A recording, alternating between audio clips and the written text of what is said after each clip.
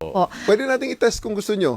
I-try nyo i-test ang 911 dial sa cellphone nyo para malaman din ang ating mga kababayan. They will hear a recorded voice na press 1 for police assistance, press 2 for fire truck, press 3 for emergency. Press 1, i-re-channel na nung switchboard papunta doon sa ating call center sa Camp Crame. At interviewin natin yung operator. Pwede natin interviewin yan. Pwede ba? We can do that, Okay, please. game. Okay, game. Okay. Naka-speakerphone. Itinadial na po ang 911 ni Migs. You have reached the emergency 911 hotline. Press 1 for police assistance. Police assistance. Press 2 for fire department. Police assistance. Interview mo lang. Interview mo. Pwede mo interview yan. Tanungin mo, name and address niya kung nasaan siya. 911, good morning. Good morning. Ako po si Miguel Bustos. Nandito po ako sa Quezon City.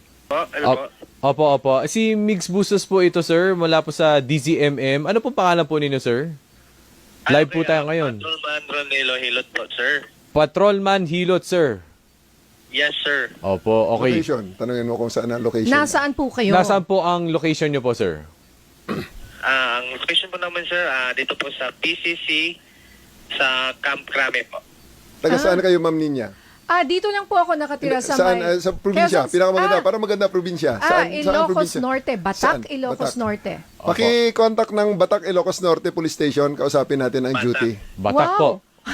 Sige nga, ilokanuhin natin. Opo, Ilocano, opo. Ilocano. Sa Batak, Ilocos Norte po. Sige po, iko-connecta ko po kayo. Saglit lang po, sir. Huwag mo yung follow pa. Opo, salamat po. So, anywhere in the country, Opo. when you need police assistance, hindi mo kailangang malaman ang number ng police station kung saan ka man naroroon.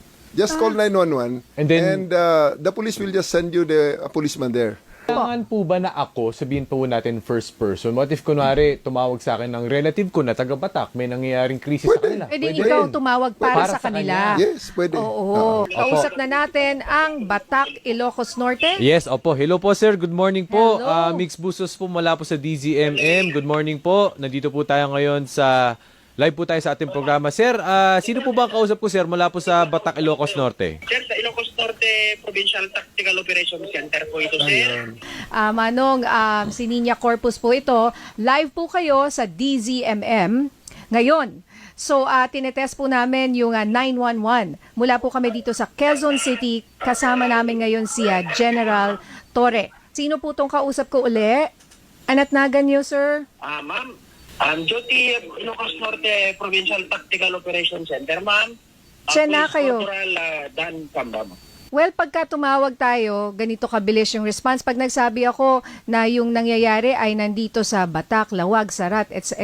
Meron pong pupunta. Gaano kabilis? Yes, ma'am. Sa loob po ng 5 minuto, ma'am. Kami po ay darating kagad, ma'am. Ilan na po ang tumawag sa inyo sa 911? Yes, First. ma'am. Ngayong araw po, ma'am. Ito po yung una po na tawag ng 911, ma'am. Ayun. O ba?